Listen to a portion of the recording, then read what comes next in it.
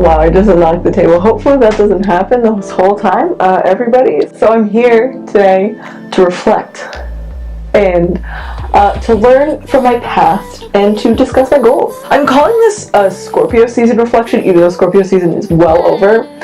But yeah, because I'm a Scorpio, you know, I'm reflecting upon kind of what I deem as the start and end of my year, the beginning and the end of my year.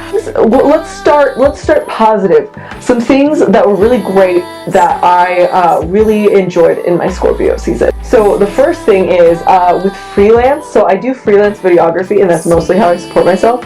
And I asked for the highest amount that I've ever asked for before.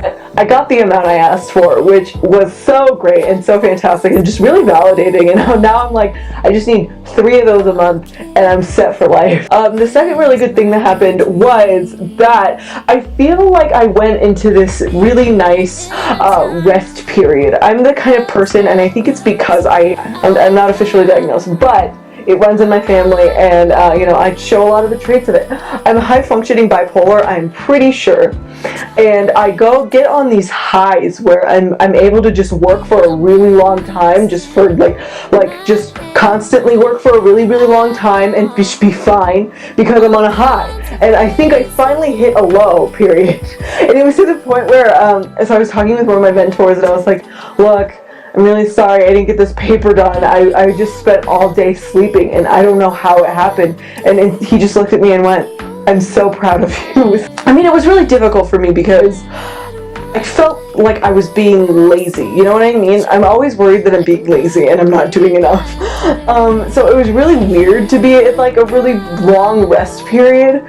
I would say from like September to last week, I was struggling really hard with just being tired and being exhausted. That was good, but also hard, you know, because it's when you're a workaholic, it's hard to take a rest and take a break. But like, the thing is, I want to have longevity in everything that I want to do and all my goals for the future. So I mean, it's really important for me to learn to take those breaks and take the rest and all that stuff. Yeah.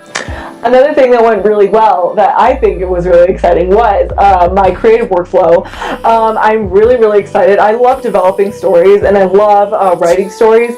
Like, I think there's this like taboo, I guess, with a high like artistic output, because people have this perception that, oh, because you have a high artistic output, you're not a true artist, or you're not really suffering for your art, or you're not really putting thought into your art. But that's completely incorrect. That's not true at all. I really love and I favor and I value my art. So, I mean, I just want to make as many things as possible, and I want it to be super fun. So I've been developing a lot of really cool stories. I actually also got a grant for a film project that I'm going to be doing, so that's going to be super exciting. I'm going to try and document the whole process for my YouTube channel, just so it's kind of like a beginning to end. You can kind of see the whole process of making a film, or at least from my perspective, the whole process of making a film, so that's going to be super fun. Part of that is the thumbnail of this video. I'm working on a project for the far future involving cabaret, and I've just been so obsessed with that musical, like, just during Scorpio season. It just really helped me. It helped me feel like, I don't know, it's really weird saying that, but it helped me feel like everything was going to be okay. Now, some things that didn't go well, though. I'm going to talk a little bit about some of my failures now, because they are related to my goals for what I want to work on. So one failure was, I was god-awful with due dates for school, and I was god-awful with, I actually completely just let a film project go. I was supposed to be the 3rd director for Transmission Presents for fall, and I just couldn't do it. I just couldn't do the project. Every time I tried to rewrite it, every time I tried to refilm it, every time I tried, I just like fell flat on my face. And so I eventually just let it go, and I was like, you know what, it's gonna be what it's gonna be. I'm just not gonna post it, and I'm gonna move on. And now I'm actually the 1st director for winter of Transmission Presents, so it was kind of really important for me to kind of pick up where I had like failed, and to just really do a really good job, and I'm really, really proud of the work I did for it. So that is linked in the description box down below, so I'm pretty excited about that. That's going to be really good, or that is really good, and I like it a lot, so I really appreciate it if you guys would watch it.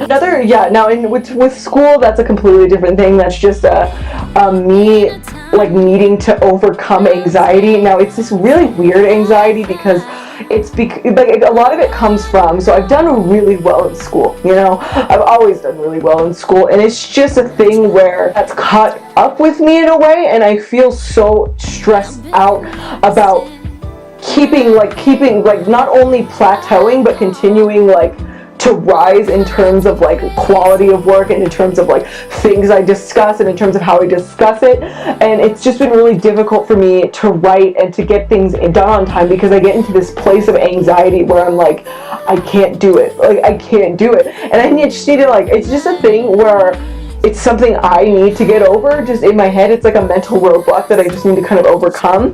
But I've just been trying to be really self-aware of that. And I mean, I'm ending this semester and I'm moving into my next semester. And next semester I know is going to be hard because I have to do a bunch of prerequisites of classes that I don't want to take. Another thing that I've been doing terrible with is my health. I've been like all over the place. Like I was anemic last year, so that was cool. And then birth control like ruined my life for a little bit there. And you know, I just have a really hard time sometimes with my depression and my like workaholicness, that like I have a hard time consistently taking care of myself consistently. Like this is so terrible to say, but like I have a hard time showering on the regular. I have a hard time like just doing basic things to take care of myself, you know? And so I really wanted to prioritize that. Not only do I want to be a person in the public eye, and so like I need to take care of myself to do that, I also need to take care of myself just for me and for my mental well-being. I always find that like when I'm feeling god awful, it's usually because I just haven't showered in a week, and it's really embarrassing to admit, you know, because I mean, you never want to be like, wow, I don't take care of myself, but you know, I kind of fell into that, so it's something I just want to work on. Okay, and hopefully I don't smell. Jeez. It's just like, but I will see you guys later this week or next week, or you know, I'll see you guys. Please give my transmission short some love. You can also follow me on Instagram at _Renaissance woman. But yeah, I'm so excited, and I will see you guys. Bye. I'm dying to tell. Keeping quiet 'cause it's all I know. Push away, but it keeps coming back. Can't contain the emotions I have. In and out, gotta let it go. When it rains, let it pour.